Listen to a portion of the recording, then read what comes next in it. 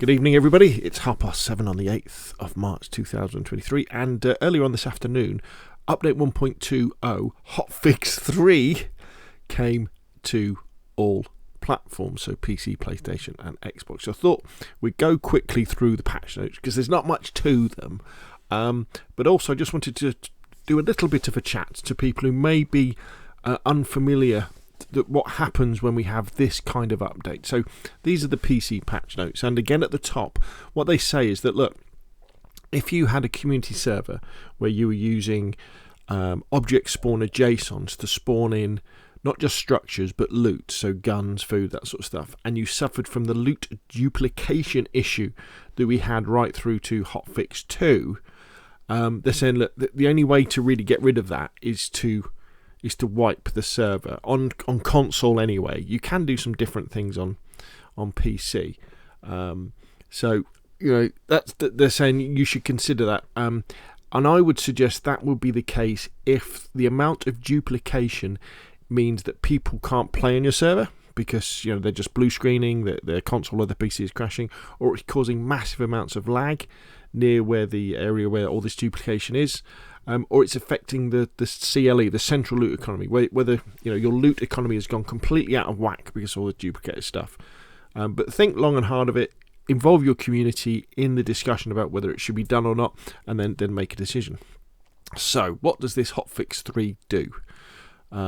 Fixed, it was possible to pick up items through some walls or closed doors.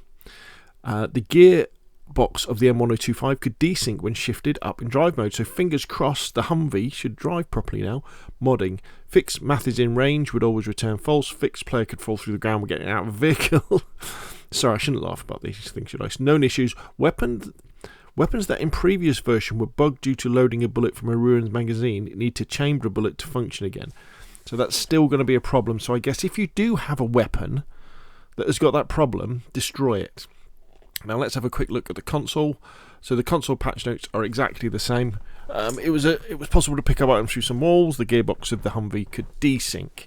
And again at the top they do say, you may well want to wipe your server. They also add actually that they're not going to wipe the official servers because it wasn't really the problem with duplication, because they don't use object spawners like that on official servers. In fact, one of the biggest problems of this update was really the fact that the devs weren't that aware that console community servers especially used object spawner JSONs in the CFG spawnable types as an awful lot. Loads and hundreds, if not thousands, of servers use this method not only to spawn in extra buildings but to spawn in loot as well. But now they know about it, now that they can test it.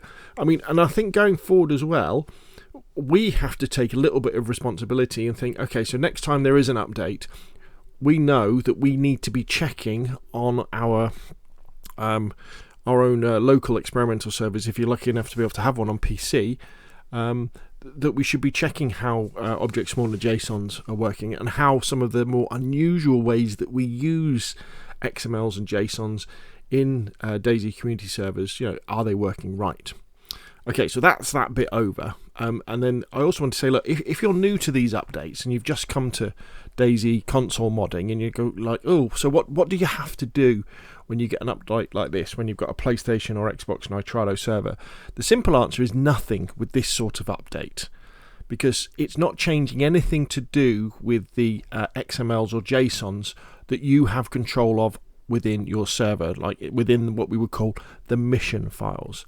If you can imagine on your server that your players play on, there's a program that's basically running everything. Let's call it DayZ server.exe, and that's running and it's doing everything.